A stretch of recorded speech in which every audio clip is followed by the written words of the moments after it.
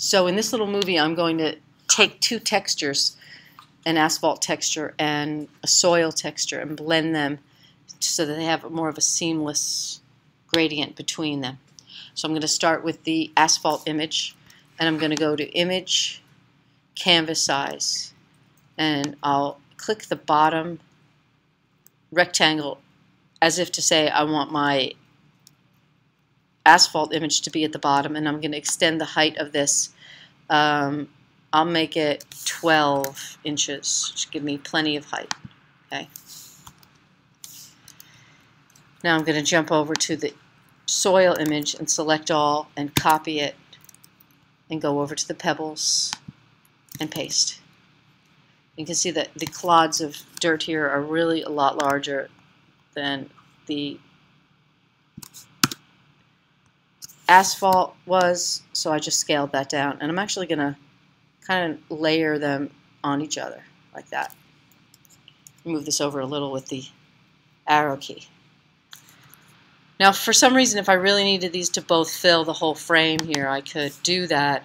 I'll unlock the background layer and I'll select all and then Command T, and I'll just kind of stretch this whole thing up, and it is not stretching this piece as well. Command T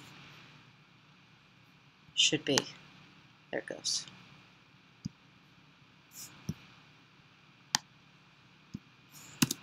Alright, good enough. I'm going to deselect, and now if you look, you can see that these images are more like butted up against each other.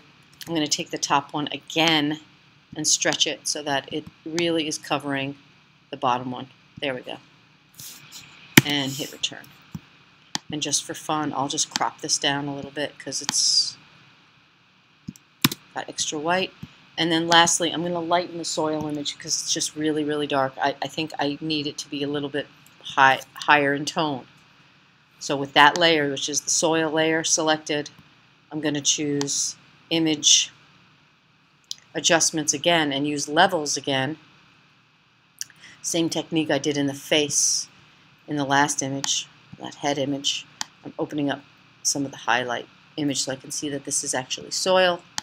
And then I think I'll just warm up the color a little bit, Command U for hue adjustments, and so now I'm putting a lot more warm tones in this. Okay, now the idea of a layer mask is that it can cut something out and keep a area that looks like it's cut actually not cut in the image. So with layer 1, which is the soil image selected, I'm going to come down here to the bottom of the layers panel and click this icon that is a rectangle with a circle in the middle, and it puts this pagey looking thing, which is the layer mask, and onto this image, attaches them. And I could use a gradient, but I'm just going to use a brush. I'm going to use a large brush. I'm going to increase the size of my brush, and I'm going to lower the opacity of my brush. And what I'm doing is I'm painting on the mask layer. So I'm telling the mask layer here, that's way too much. I also probably need this to be not hard, but rather a very soft brush. And my opacity could be way, way lower. So I'm painting on the mask, and what's happening is I'm opening up. You can see the seam now. So not a great job right there. So the seam is probably not enough of a seam. I need these to lay over each other a lot more. So I'm going to go to the under piece, which is the soil, and go Command T and just kind of stretch that up, and I can see that it's now much more under the other piece. You see that? Alright, now select the layer mask again, and as I start to paint away, we'll create this. You see this smoky line showing up here? It's really hard to see on the projector.